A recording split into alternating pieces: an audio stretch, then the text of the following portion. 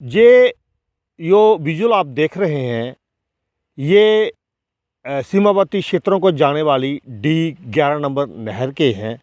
और मैं आपको बता दूं कि इन दिनों सांबा ज़िले में कुछ नहरों की सफाई का काम जो है वो शुरू हुआ है।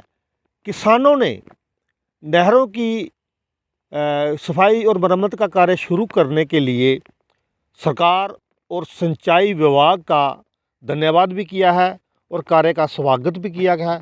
लेकिन किसानों का कहना है कि नहरों की सफाई और मरम्मत जो है वो सही ढंग से होनी चाहिए, क्योंकि जब भी नहरों की सफाई होती है वो सही तरीके से नहीं होती है।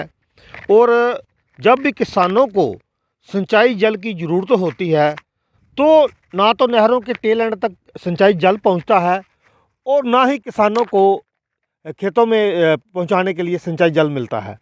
और मैं आपको बता दूं कि हर वर्ष नहरों की सफाई का जब कार्य होता है तो सफाई के नाम पर सिर्फ खाना पूर्ति होती है।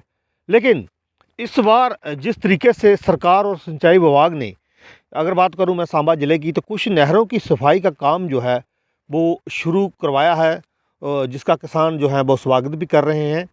और जो भी सफाई हो, किसानों का कहना है कि सफाई जो है वो सही तरीके से हो। जहाँ से नहरें टूटी हैं उनकी मरम्मत जो है वो भी सही तरीके से हो।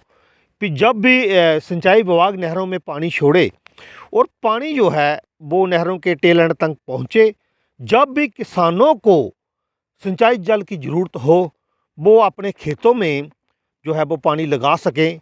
और अगर बात करें तो ज़्यादातर अगर बात करें तो बरसात के मौसम में जब धान की रुपाई का कार्य होता है, किसानों को उस समय सिंचाई जल की सख्त ज़रूरत होती है। तो जब बारिश ना हो अगर समय पर, तो ना तो नहरों में पानी आता है और एक तो बिजली की अघोषित कटौती के कारण भी जो है पंप सेट भी नहीं चल पाते और किसान जो हैं वो सिंचाई जल की किल्लत से जूझते रहते हैं। और अगर बात करें तो नहरों को किसानों की लाइफ लाइन जो है वो कहा जाता है। लेकिन जम्मू संभाग की बात करें तो नहरों की क्या हालत है ये किसी से छिपी नहीं। सरकार भी जानती है, संबंधित विभाग भी जानता है और किसान भी जानते हैं कि नहरों की क्या हालत है। हालांकि हर वर्ष मार्च से पहले जो है सिंचाई विभाग द्वारा नहरों की सफाई का काम जो है वो करवाया जाता है, लेकिन सफाई जो है वो सही तरीके से नहीं होती। और जब जून जुलाई महीने किसानों को सिंचाई जल की ज़रूरत होती है तो पानी जो है वो खस्ताहाल नहरों से ओवरफ्लो होकर आगे पीछे बह जाता है, टेल एंड तक पानी नहीं पहुंचता और ना ही किसान जो है वो सिंचाई कर पाते हैं खेतों की। लेकिन जिस तरीके से इस बार नहरों की सफाई का काम समय पर शुरू हुआ है और अगर जो नहरों की सफाई सही तरीके से हो, नहरों के टेल एंड तक पानी पहुँचे, तो इसका फ़ायदा जो है वो किसान उठा सकते हैं। जब भी उन्हें खेतों की सिंचाई करने की ज़रूरत हो वो नहरों का पानी जो है वो लगा सकते हैं। हम भी सरकार से, प्रशासन से और सिंचाई विभाग से ये अपील करते हैं कि अगर नहरों की सफाई का काम जो है वो शुरू करवाया है तो उसे सही तरीके से जो है वो किया जाए। मैं मोहन सिंह भट्टी, प्रधान बॉर्डर किसान यूनियन रामगढ़ सांबा, एक सरकार को मैसेज कन्वे करना चाहता हूँ कि अभी तकरीबन मैंने देखा कि ये जो डीसिल्टिंग का काम स्टार्ट हुआ है, वैसे तो ये जनवरी में स्टार्ट हो जाना चाहिए, टाइम बड़ा कम होता है। तो जब थोड़ा टाइम रह जाता है और आगे डिमांड पड़ती है पानी के लिए तो उसमें फिर जल्दी में काम कहीं गलत भी हो जाते हैं, आधे अधूरे भी रह जाते हैं। तो मैं सरकार को ये कहूँगा कि जितनी हमारी टेल हैं, जब ये नया युग नहीं था तो यहाँ हम बल्कि बच्चों को पकड़ के रखते थे कि बच्चा कोई पानी में डूब ना जाए, इतना भाव था। और मैं खुद मवेशी चराए हमने यहाँ, और मवेशी जब चराते थे दूर पानी होता था, हम इस नहर का पानी पीते थे, इतना पानी स्वच्छ था। उसका कारण ये था कि डीसिल्टिंग बहुत बढ़िया होती थी।